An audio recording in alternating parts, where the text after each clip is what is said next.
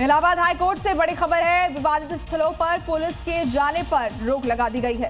Court की इजाजत के बगैर एंट्री नहीं होगी। यूपी सरकार से गाइडलाइंस बनाने के लिए कहा गया। वकीलों से भी पुलिस ने मिलने पर रोक लगाई। 28 जुलाई को अब मामले की अगली सुनवाई होगी। तो ये बड़ी खबर इस वक्त सामने आ रही है, जहां इलाहाबाद हाईकोर्ट का ये बड़ा फैसला है। बड़ी जानकारी, विवादित स्थलों पर पुलिस के जाने पर रोक। कोर्ट की तरफ से इजाजत के बाद आप जाएंगे, बगैर इजाजत एंट्री नहीं होगी। यूपी सरकार से इसके लिए बाकायदा गाइडलाइंस बनाने के लिए कहा गया है।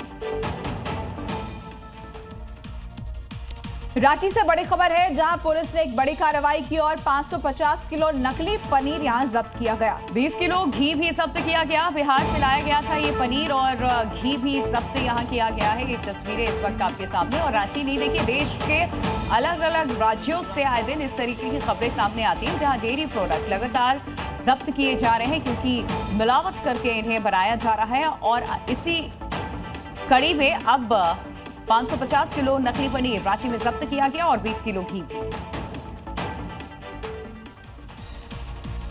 मुंबई में मराठी के नाम पर एक बार फिर गुंडागर्दी की गई, जिसका आरोप एमएनएस कार्यकर्ताओं पर लगा। पहले मारवाड़ी दुकानदार को पीटा, फिर उससे माफी मंगवाई और सड़क पर उसका जुलूस निकाला।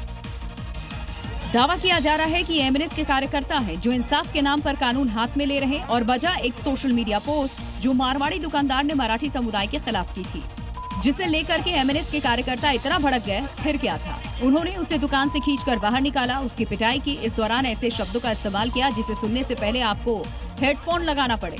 आरोप है कि दुकानदार को सरेआम सड़क पर घुमाया गया, गर्दन पकड़कर बाल खींचते हुए, मानो ये मुंबई की नहीं किसी गिरोह की अदालत हो। ये कोई पहला मामला नहीं जब मराठी के नाम पर ऐसी गुंडाई देखने को मिली है, चाहे सिक्योरिटी गार्ड की पिटाई हो या फिर दुकानदार पर थप्पड़ों की बरसात।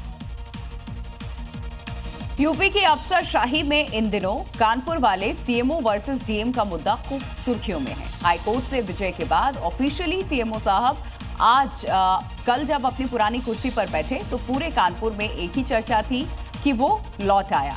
एक रिपोर्ट आपको दिखाते हैं, क्या है पूरा मामला, समझिए आप। लेकिन सीएमओ साहब की ज्वाइनिंग से ज्यादा चर्चा में है चरण वंदना। जरा इन तस्वीरों को देखिए।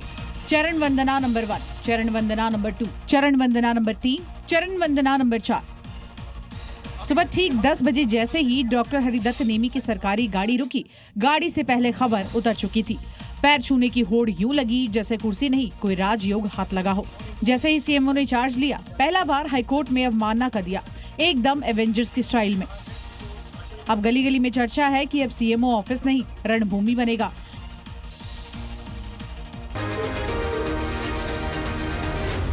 Zee News.